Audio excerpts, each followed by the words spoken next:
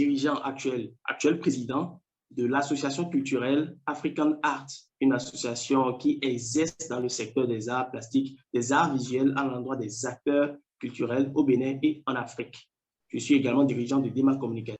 Chers amis, bonjour. À nouveau, c'est un plaisir de vous retrouver sur le rendez-vous du podcast Connexion.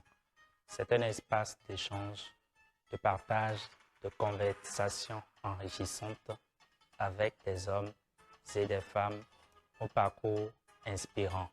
Ce sont des jeunes entrepreneurs, des jeunes professionnels que nous recevons et qui partagent avec vous leurs réussites, leurs échecs et des leçons de vie. Si vous venez de nous retrouver, je suis José Herbert Ahodode, agronome socio-économiste de formation, consultant formateur sur les chaînes de valeur agricole. Jeune leader du Bénin, je suis l'hôte du podcast Connexion. Prenez le rendez-vous avec nous désormais pour une nouvelle parution chaque semaine et pour ne rater aucun épisode, abonnez-vous, activez la cloche de notification. Pour les tout nouveaux, je vous donne accès gratuitement au e-book intitulé « L'audace d'entreprendre une jeunesse en action ». C'est un ouvrage qui a fait le diagnostic du système entrepreneurial en Afrique, qui a posé des réflexions et qui a apporté des approches de solutions réalistes. Vous y retrouverez également le partage d'expériences d'une dizaine d'entrepreneurs en provenance de plusieurs pays en Afrique et au-delà. Le livre en version électronique est téléchargeable gratuitement sur mon blog joseahodode.com. Je mettrai les liens dans la barre de description. Et ce e-book a été préfacé par Ibrahima Théolam, qui est un entrepreneur consultant sénégalais. Le coach et formateur Marcelin Gandonou est également intervenu pour le test avant-propos. Autant vous dire que c'est un ouvrage essentiel à lire si vous êtes entrepreneur ou si vous êtes aspirant entrepreneur. Surtout, engagez-vous parce que c'est par votre engagement que vous pourrez contribuer au développement. Sans plus tarder, nous allons recevoir notre prochain invité et c'est tout de suite après ceci.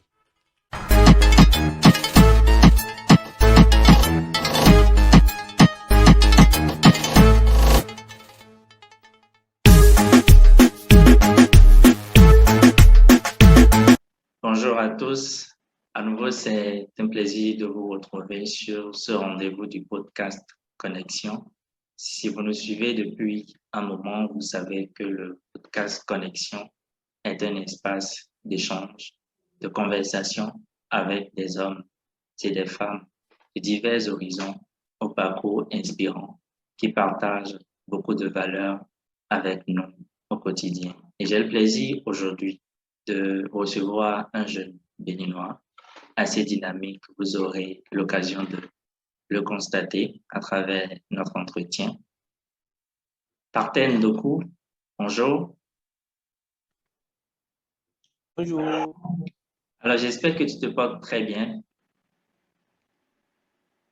Je me porte super bien, merci. C'est un plaisir de te recevoir et comme je l'annonçais, on aura une conversation, toi et moi, sur ton parcours, sur ce que tu fais au quotidien, sur ce qui te motive à le faire, les contraintes que tu rencontres et comment est-ce que tu réussis à lever les barrières sur ton chemin et avancer. Est-ce que tu es prêt? Je suis prêt. Donc, du coup, comme je dis, c'est un plaisir pour moi de te recevoir.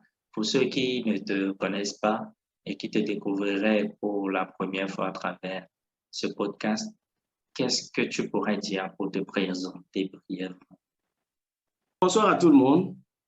Je suis Paten Doku, ingénieur agronome et sociologue culturel de formation à l'Université d'Abomey-Calavi. Je suis également cofondateur et dirigeant actuel président de l'Association culturelle African Art, une association qui exerce dans le secteur des arts plastiques, des arts visuels à l'endroit des acteurs culturels au Bénin et en Afrique.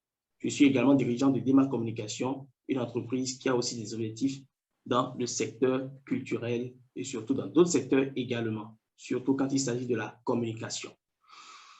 Mais récemment, pour faire plus ample présentation, je voudrais préciser également que j'ajoute à mon arc une dernière corde, celle d'infopreneur sur Internet. En quelque sorte, voici un peu ce que je pourrais dire pour pouvoir me présenter, point de vue expérience professionnelle et carrière. Je suis surtout connu pour mon métier d'artiste plasticien. Voilà. Ce que je note avec grand intérêt, c'est ta polyvalence, justement, parce que tu as fait une formation de base en agronomie, mais tu es aussi acteur culturel et tu es également web entrepreneur. C'est une valeur, la polyvalence est une force pour la jeunesse que nous constituons. Et moi, j'ai envie de te demander justement, est-ce que depuis le départ, tu nourrissais justement cette passion pour l'art ou comment est-ce que tu t'es retrouvé en tant qu'artiste plasticien? Alors, d'entrée de jeu, je voudrais dire qu'on ne devient pas artiste, mais on est artiste. J'avais déjà cette fibre artistique en moi depuis le bas âge. J'ai fait mes premiers pas dans le secteur, dans le théâtre, à l'âge de 16 ans, sur les podiums des vacances intégratrices à l'ONG Équilibre Bénin, où j'ai joué pour la cause des handicapés dans la société. J'avais vraiment envie de progresser, et plutôt, je porte toujours cette envie jusqu'à présent d'exceller dans le secteur du cinéma, et en tant qu'acteur, en tant que réalisateur ou en tant que cinéaste. J'ai écrit beaucoup de scénarios qui sont là, que je réaliserai bientôt, s'il plaît à Dieu. Et voilà donc, mais mis à part cela, j'avais aussi une fibre artistique concernant le dessin, concernant la peinture, les arts visuels surtout. Mon père m'avait acheté des crayons de couleur et beaucoup de matériel à propos de cette discipline dans laquelle je m'exerçais depuis tout petit, depuis le bas âge. Et voilà, en quelque sorte, tout ce qui m'a influencé et qui a conduit à ce que je devienne la personne que je suis aujourd'hui. Alors, après ce petit parcours dans mon enfance, suite à un événement tragique, j'ai fait un parcours scolaire dans un internat, pardon, le collège catholique Monseigneur Isidore de Souza, où j'ai rencontré deux jeunes talentueux artistes en la personne de Boussamba Achabrandi et Yao Kiyemoupati, qui ne faisaient que dessiner à tout moment, à tout bout de champ, quelles que soient les heures qui étaient déclarées pour telles activités ou telles activités. À l'heure du réfectoire, à l'heure de l'étude, à la veille du devoir, à la veille des interrogations. Bref, ils dessinaient partout. Cette passion ne m'a pas laissé indifférent et quelque part, c'est aussi l'une des raisons, l'une des choses qui m'ont influencé à devenir surtout plasticien aujourd'hui parce que j'avais trouvé une forme d'expression qui pourrait me permettre de transmettre vraiment le plein d'émotions que je ressentais, tout ce que j'ai traversé dans mon enfance, partant de la perte de ma mère, les moments de mort et autres, pour, si ça pourrait servir à sensibiliser dans mon entourage, à quand même aider quelqu'un pour une cause donnée. Alors, après l'obtention de mon bac, j'ai intégré la faculté des sciences agronomiques, mais bien avant ça, j'avais envie de devenir acteur, tel que je vous l'ai dit depuis le départ, pour rester cohérent avec mon discours. Et il s'est fait que c'était ISMA qui offrait cette formation. Mais les défauts de moyens étant ce qu'ils sont, j'ai dû me livrer à ma seconde passion, la nature, où j'ai intégré la faculté des sciences agronomiques, où je suis devenu, ou plutôt j'ai le niveau master actuellement. J'ai donc intégré aussi le club agro-théâtre à l'époque que j'ai fini par diriger. Et voilà où nous en sommes aujourd'hui. Voici en quelque chose que je peux dire sur mon parcours en tant qu'artiste, José. Merci. Merci beaucoup, Pantene, pour cet élément éclaircissant, justement, et qui nous donne aussi le lien. Et ce que je note particulièrement, c'est que bien que tu n'aies pas pu forcément faire l'école que tu aurais souhaité faire au départ, tu as su te réorienter finalement et à trouver dans l'agronomie de théâtre finalement que tu aurais obtenu ailleurs. C'est une manière de te réadapter et finalement, sans vouloir dévoiler peut-être un secret, je suis sûr qu'aujourd'hui, tu ne pratiques pas la chronomie en tant que telle. C'est exact. C'est ça. Exactement. Du coup, la question que j'allais te poser, puisque tu as parlé de la web entreprise que tu as lancée récemment, comment est-ce que c'est venu pour toi? Qu'est-ce qui a été le déclic? Est-ce que tu peux nous en dire plus? Oui, bien évidemment, avec plaisir. Alors, vous savez, aujourd'hui, le secteur des arts étant ce qu'il est, en Afrique surtout, c'est difficile pour un artiste de pouvoir vivre de son art. Et je veux surtout parler des artistes engagés, parce que les artistes engagés se comptent au bout des doigts. Vivre pour son art plutôt que vivre pour les envies des autres, c'est deux choses différentes. Pardon. Donc, c'est un peu difficile. J'ai vécu des situations où des artistes se retrouvent dans une situation où ils étaient obligés de lancer des SOS pour pouvoir, en effet, améliorer leurs conditions de vie, leur état de santé, vraiment. Je ne voudrais pas, je ne souhaite pas du tout vivre cette situation. Donc, en tant qu'artiste, j'ai réalisé qu'à un moment donné, l'artiste, en fait, d'abord, l'artiste, ce n'est pas un fonctionnaire qui est quelqu'un qui pourrait attendre une retraite à la fin où des fonds lui seront reversés dans ses vieux jours. Non, pas du tout. L'artiste vit uniquement de ce qu'il a produit. Uniquement. C'est mon cas. Donc, je me suis dit, il fallait quand même que je crée une seconde source de revenus tout en restant toujours cohérent avec cette envie noble que j'ai eue depuis le départ, celle de contribuer à l'évolution de mon entourage, celle de contribuer à la carrière aussi de tous ceux qui m'entourent, puisque j'ai réalisé que dans mon entourage, il y a des gens qui expriment des besoins donnés. Je connais telle chose, mais telle personne ne le connaît pas. Alors, pourquoi ne pas profiter, lui enseigner cela, partager le peu de connaissances que j'ai avec lui, puisque c'est en partageant qu'on gagne encore plus. Et cela faisant, je me crée aussi des revenus passifs pour pouvoir surtout financer ma passion. Parce que j'ai réalisé que pour avoir déjà réalisé beaucoup de projets par le passé, je me suis retrouvé dans des situations où j'étais obligé d'attendre toujours, j'étais toujours dépendant du bailleur alors que j'avais beaucoup d'idées qui me trottaient l'esprit. Pour ne pas donc perdre de temps, j'ai préféré créer une seconde source de revenus afin de ne pas interrompre toujours l'inspiration, de ne pas interrompre mes activités. Voilà en quelque chose. Merci. Et du coup, tu as lancé un programme sur la gestion de projet. Et évidemment, c'est une lacune qui est constatée, que ce soit dans le domaine des artistes ou de tout jeune porteur de projet. Et comment est-ce que tu expérimentes ce pan-là de ton quotidien dans un contexte où l'informatique, où la connectivité fait encore défaut grandement et dans un écosystème compliqué, il faut l'avouer, parce que les web entrepreneurs, j'avoue, ont beaucoup de difficultés liées justement à ces contraintes. Et comment est-ce que toi, tu réussis à lever ces barrières-là au quotidien?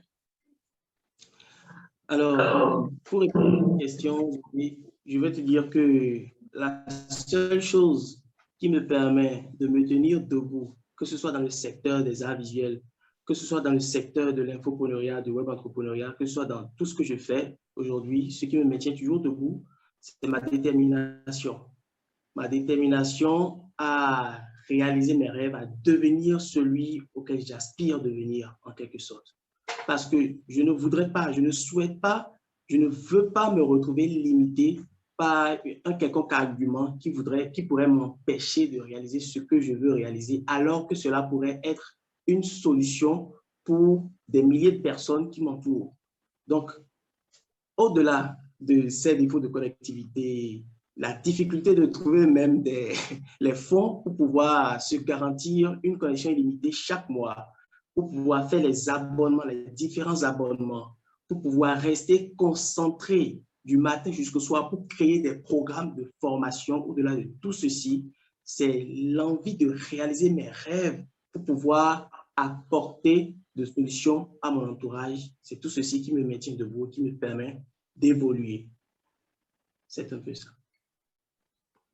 Mais j'ai voulu devancer sur les faits justement parce que c'était à toi de nous dire quelles sont les difficultés que tu rencontres. Mais on va revenir au secteur culturel pour que tu puisses nous dire quelles sont les contraintes d'un artiste plasticien dans notre écosystème béninois ou si tu veux de façon élargie à la sous-région. Quelles sont les difficultés rencontrées? OK. Les difficultés rencontrées par un artiste plasticien, c'est ça? Exactement. C'est bien ça, si je comprends bien. Oui. Déjà, au prime abord, je vais parler de la difficulté de bénéficier d'une formation de qualité. Parce que les écoles de formation dédiées plutôt aux arts plastiques se comptent au bout des doigts au Bénin, pour ne pas dire qu'ils sont presque inexistants, se comptent au bout des doigts au Bénin. C'est très difficile pour quelqu'un qui compte exceller dans le secteur des arts visuels aujourd'hui de pouvoir se lancer véritablement et d'évoluer. Il y a ça premièrement. Ensuite, je vais parler de la difficulté de pouvoir écouler ces produits, puisque quel que soit le secteur dans lequel vous vous trouvez, forcément, il vous faudra faire des entrées pour garantir, ou plutôt pour ne pas interrompre le coût des choses, pour que vous puissiez toujours continuer à produire au fil du temps. Donc, il y a la difficulté de trouver un marché sur lequel écouler ces produits, puisque l'art, les arts visuels et spécialement les arts plastiques ne sont pas reconnus à leur juste valeur au Bénin. Il y a aussi le fait que les gens ne croient pas en vous, surtout lorsque vous êtes un jeune qui débute dans le domaine, ou plutôt qui a, même quand bien même vous avez déjà fait vos preuves, c'est difficile pour certaines personnes de vous accorder leur confiance. Parce que pour ne pas plutôt blesser certaines personnes, je vais parler du fait qu'il y a déjà des anciens qui sont dans le réseau, qui ont déjà peut-être des relations établies et autres, mais je voudrais aussi dire par là que ce que j'essaie de dire concrètement, c'est que le talent seul ne suffit pas dans le secteur des arts visuels aujourd'hui. Le talent seul ne suffit pas. Il faut beaucoup plus. Il faut beaucoup plus que le talent. Il faut beaucoup plus que la détermination. Il faut encore beaucoup plus que l'expérience. Ça seul ne suffit pas. Il y a aussi la difficulté de trouver du soutien concrètement. Donc, pour ne pas en faire trop. Du soutien de diverses natures, justement, parce qu'il y a des besoins sur le plan institutionnel, sur le plan financier, sur le plan aussi, je pense, de l'organisation ou de la structuration des acteurs. Et ce n'est pas faux de dire que le talent seul ne suffit pas parce que c'est un écosystème où il faut de tout pour construire. Et je voudrais que tu puisses, mais de manière terre à terre, nous dire quand un profane désire ou s'intéresse à ce que tu fais, mais je suis artiste plasticien, ça veut dire quoi concrètement? Comment est-ce que tu t'occupes au quotidien en tant qu'artiste plasticien? Alors, au quotidien, comment je m'occupe? Vous savez, la question... Ce n'est pas pour t'arrêter, mais c'est pour dire artiste plasticien pour celui qui ne sait pas. C'est quoi? Exactement. Pour faire simple et terre à terre, un dessinateur, c'est un artiste plasticien. Un graphiste, c'est un artiste plasticien. Un sculpteur, un peintre, c'est un artiste plasticien. Quelqu'un qui fait également dans le textile, c'est un artiste plasticien. Un artiste plasticien, c'est quelqu'un qui s'exprime au travers d'objets, de dessins, de sculptures ou d'œuvres d'art quand même quelconque pour pouvoir transmettre une certaine émotion ou bien un message à l'endroit d'un public ciblé ou d'un public visé. Voilà en quelque sorte. Comment est-ce que je pourrais définir ce que c'est qu'un artiste plasticien? Il peut être également graphiste. Voilà. Et du coup, Parten, c'est ce que tu fais au quotidien, c'est assez intéressant justement parce qu'il faut dire que moi personnellement, je t'ai découvert par l'intermédiaire de tes réalisations que j'ai commencé par suivre justement sur les réseaux sociaux. Il y a aussi, je pense que ça doit faire quelques mois là déjà, sinon une année, l'ouvrage de Bravo, pour lequel tu as contribué voilà, à la couverture, que nous avons beaucoup apprécié. Félicitations pour ce que tu fais au quotidien. Je dirais pas tout, il y a beaucoup de choses que tu fais au quotidien et comme tu as dit, il y a des difficultés, mais tu as cette détermination-là qui permet d'aller de l'avant. Et du coup, pour t'avoir lancé dans le domaine du web entrepreneuriat, quelles sont, au-delà de l'aspect connectivité, les contraintes que tu rencontres dans ce domaine-là? Oui, les concours que je rencontre dans le secteur du... Je vais parler d'abord de la preuve sociale.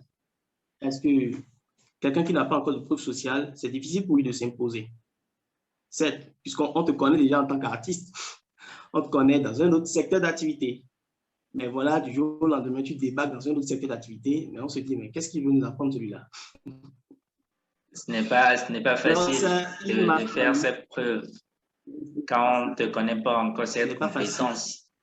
Mais en même temps, en tant qu'artiste, si tu réussis à développer de nouvelles compétences et que tu peux offrir des services, libre à toi de le faire justement. Mais c'est que, comme tu dis, il faut qu'il y ait les premiers bénéficiaires qui puissent revenir après pour dire, ah, Parten, il nous a aidés, il nous a coachés, et puis voici le résultat. Et c'est ça qui fait la preuve sociale, n'est-ce pas? Exactement, bien évidemment.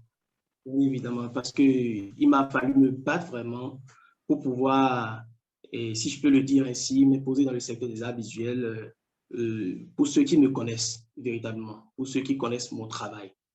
Je suis autodidacte, je ne me suis formé dans aucune école, je me suis formé sur le tas, en regardant faire et en faisant mes propres expériences. Donc, en quelque sorte, je ne fais que répliquer la même méthode dans tous les secteurs d'activité auxquels je m'intéresse. Voilà. Merci beaucoup, Paten, pour ce qui te motive justement. Et moi, si je vais ajouter un élément, c'est que tu as le sens du partage aussi.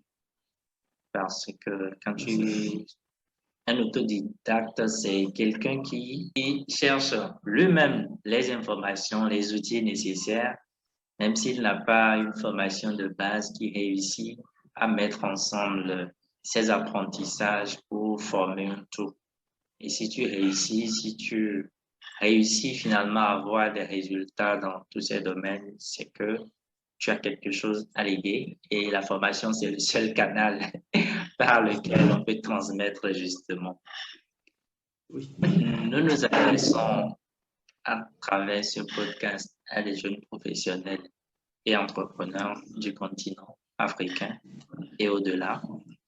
Donc, pour ceux qui vont te suivre, est-ce que tu as un élément important sur lequel tu voudrais attirer leur attention? Je sais que tu as beaucoup de choses à dire, mais un seul. Un seul élément sur lequel je voudrais attirer leur attention, c'est tout simplement de ne pas perdre leur rêve de vue et de rester déterminé, de ne jamais perdre leur détermination, c'est tout. On va revenir là-dessus parce que la détermination en temps de crise, je voulais pas qu'on fasse du développement personnel, mais ça s'est répété plusieurs fois. Comment est-ce que tu fais quand tu es perdu, quand tu n'as plus, tu sens que c'est l'échec, que tout ce que tu entreprends, ça ne réussit pas, mais pourtant par tes demandes, recommande d'être déterminé. Comment est-ce qu'on fait quand on est désabusé, perdu complètement? Oui, je ne vais pas le cacher. Il m'est arrivé des moments où j'ai voulu tout abandonner, tout laisser. J'ai voulu m'en arrêter là. C'est vrai, je ne le dis pas souvent, même dans ce pays, on m'a trouvé du boulot pour que j'exerce dans un quart d'heure, mais j'ai laissé, j'ai refusé. J'ai préféré, j'ai préféré me livrer à mes rêves. Alors, il m'est arrivé des moments où j'ai voulu tout abandonner vraiment. Mais ce qui m'a permis vraiment de continuer, je me suis imaginé sur une ligne droite quittant un point A pour un point B. Je me suis imaginé, non plutôt, quittant un point A pour un point C.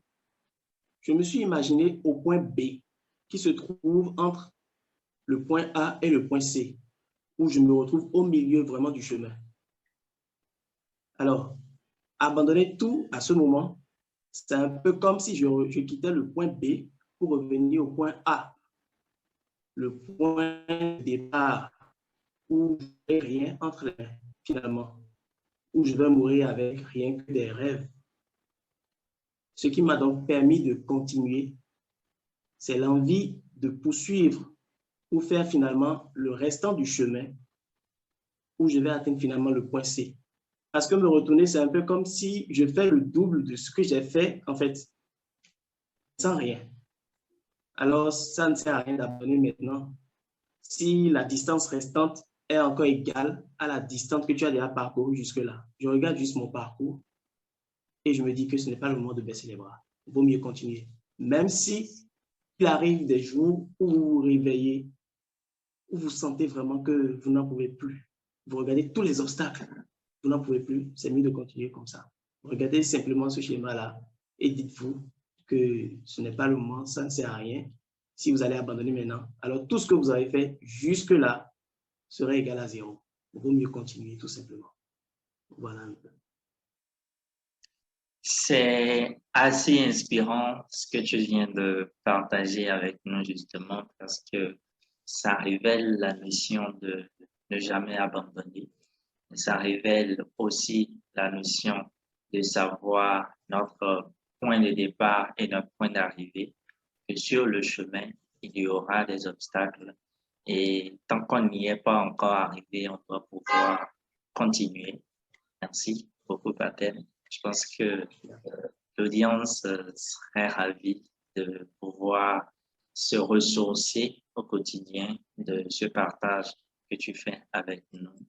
Il y a un aspect important sur lequel je mets l'accent chaque fois au quotidien dans les conversations du podcast, c'est la nécessité de faire un lien, d'établir un lien intergénérationnel entre les aînés et les plus jeunes, dans toute profession, dans tout corps de métier. Est-ce que tu peux partager avec nous dans le contexte de l'art, des artistes sur le plan culturel, est-ce qu'il y a des formes de collaboration entre les aînés? Tu as fait allusion à cet aspect tout à l'heure dans ton mot. Est-ce qu'il y a des formes de collaboration? Est-ce que les aînés tendent la main aux plus jeunes dans ce métier?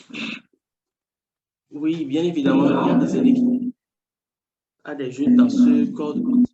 Et je vais profiter aussi pour rappeler un des derniers projets que Africanat a mené en 2019. Ce n'est pas le tout dernier, mais c'est un des projets passés de Africanat en 2019 où nous avons eu vraiment le soutien de quelques aînés qui nous ont accompagnés dans la réalisation de ce projet où nous avons exposé près de 15 artistes recensés à divers endroits du territoire national du Bénin. Donc, il arrive également des moments où les aînés nous font asseoir et partagent avec nous un peu de leur savoir-faire, un peu de leurs expériences pour nous orienter vraiment, pour nous montrer où est-ce que nous devons aller. Et je n'hésite pas également à partager tout ce que je sais faire. Je vais également rappeler mon tout dernier projet, le projet les influences de la crise du coronavirus en Afrique, cas du Bénin. C'est un projet que j'ai réalisé sur le coronavirus et le thème de mon exposition, c'était le coronavirus, un salut pour l'humanité. C'est un projet au cours duquel j'ai profité pour partager tout ce que je sais faire. Je ne peux pas dire tout de A à Z, mais quand même, le temps que cela a duré, j'ai partagé ce que je pourrais partager avec les jeunes qui me suivaient et qui ont voulu quand même faire ce parcours avec moi. Nous avons travaillé en atelier. Je les ai montré comment est-ce que je fais, comment est-ce que je procède, comment est-ce que je trouve l'inspiration, comment est-ce que je réalise mes différentes œuvres. Et je crois que j'ai également appris beaucoup au cours de cet échange. Donc, il s'agissait en quelque sorte d'un rendez-vous du donner et du recevoir entre les jeunes et les anciens. Et le secteur des arts visuels ne manque quand même pas de ces genres de rendez-vous. Seulement qu'il en faut beaucoup vraiment pour que l'objectif soit atteint.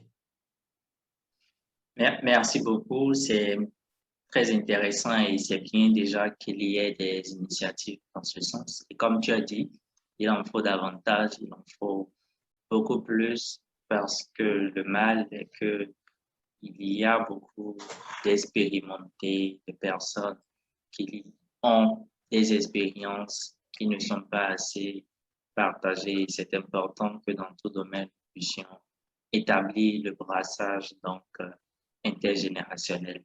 Merci beaucoup, Paten. Et je profite pour tous ceux qui vont nous suivre et qui écouteraient justement ce podcast de visiter le site internet patendecoupe.com où vous allez découvrir beaucoup plus de ressources, vous allez en savoir plus sur Paten et pourquoi pas lui commander des œuvres et pourquoi pas en acheter parce qu'il y a sûrement des œuvres qui sont disponibles. Merci beaucoup, Paten, pour toutes les valeurs que tu as su partager avec nous à travers cet entretien. On retiendra de toi que tu es un bon autodidacte qui sait rassembler dans son environnement des éléments pour construire, pour réunir et regrouper jusqu'à pouvoir te lancer dans ce domaine-là assez passionnant de l'art, mais plus loin, dans la web entreprise, on connaît les contraintes. Tu as partagé avec nous aussi les difficultés et surtout les manières en termes de mindset par lesquelles on peut aborder les difficultés au quotidien. Est-ce que, au terme de cet entretien, tu as un mot à dire à l'endroit de notre audience? Qu'est-ce que tu souhaites justement qu'on retienne à la fin de cet entretien du podcast Connexion? Alors, à la fin de ce podcast, ce que je souhaite, plutôt le mot de fin que je voudrais passer à l'audience, tout simplement, c'est de ne pas laisser un prétexte les empêcher de faire ce qu'ils souhaitent faire. Au début, moi, je n'étais pas connu en tant que plasticien. J'étais destiné à une vie de cadre, de bureaucrate, mais j'ai eu envie de faire de l'art. Je me suis lancé. J'ai eu envie de faire du théâtre. Je me suis lancé. Cette envie de faire aussi du cinéma me brûle de jour en jour. Même de faire de la musique me brûle de jour en jour. Je voudrais profiter pour dire à ceux qui me suivent actuellement de ne pas se voir surpris si demain, ils me voient encore dans un secteur d'activité et autre que celui pour lequel ils me connaissent aujourd'hui. Alors, c'est pour dire tout simplement que rien ne soit un obstacle pour vous empêcher de faire ce que vous avez envie de faire. Peut-être que c'est là que se trouve votre destinée. Ce n'est pas pour dire de vous lancer dans tout ce qui vous passe par la tête pour se perdre finalement les pédales. Non, pas du tout. Mais c'est juste pour vous dire de suivre tout simplement votre cœur et de passer à l'action. De cesser de procrastiner et de passer tout simplement à l'action. Le voyage d'un jour, le voyage de tout, plutôt le voyage de tout le monde entier, ou le tour du monde plutôt, commence par un premier pas. Et c'est ce premier pas qui souvent empêche les gens de réaliser leur destinée. Voilà. Merci beaucoup. À peine passer à l'action, c'est ce qu'on retiendra justement. Et on t'accueillera bien sûr si demain tu décides d'être artiste chanteur. C'est nos limites. Euh, c'est important d'explorer tant qu'on peut, tant que c'est dans nos capacités intellectuelles et tout, parce que c'est en faisant cela qu'on réussit véritablement à trouver la valeur à ce qu'on fait. Et quand on trouve cette valeur, on peut en donner aux autres. Et je te souhaiterais beaucoup de courage dans ton quotidien, Merci, beaucoup de bonnes choses merci beaucoup. pour le Merci. futur et nous allons rester en contact pour la suite du processus. Merci d'avoir pris de ton temps pour nous entretenir et je t'assure que tout ce que tu as partagé avec nous, l'audience l'accueillera. Et pour finir, où est-ce qu'on peut te retrouver? Est-ce que tu peux donner des indications? Où est-ce qu'on peut trouver tes œuvres ou quelqu'un qui est dans le besoin de commander tes services? Comment est-ce qu'on peut te joindre? Alors, si pour le public, si vous souhaitez me joindre, n'hésitez pas à contacter le 00 229 94 04 34 29. 00 229 94 04 34 29 via WhatsApp. C'est le numéro professionnel si vous souhaitez me joindre par le biais de mon équipe.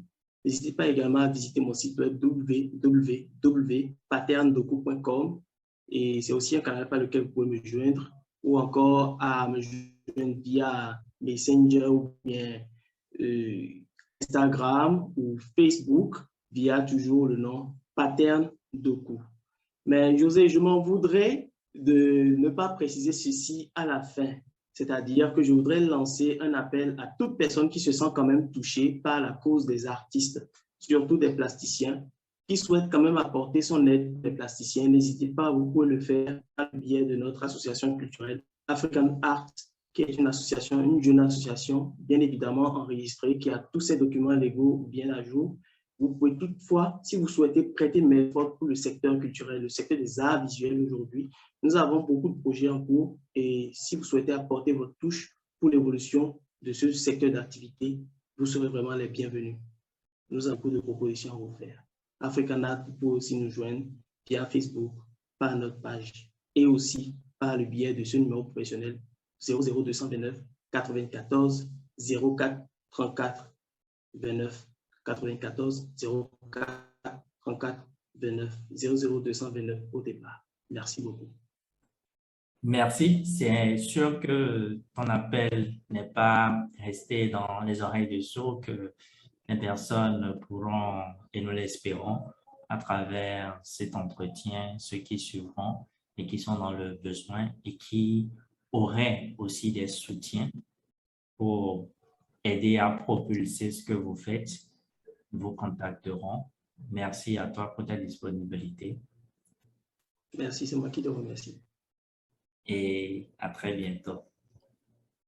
À très bientôt. Merci d'être resté jusqu'à la fin de cet épisode du podcast Connexion. J'espère que les différents éléments partagés avec notre invité vous auront plu. Si c'est le cas, restez abonnés, activez la cloche de notification. Dites-le nous dans les commentaires si vous souhaitez qu'on reçoive prochainement un invité de façon spécifique et dites-nous les raisons pour lesquelles vous souhaitez qu'on le reçoive sur ce canal. Et si ce n'est pas déjà fait, téléchargez votre exemplaire gratuit du e-book L'audace d'entreprendre, une jeunesse en action. Et on se retrouve très prochainement pour une nouvelle parution du podcast Connexion.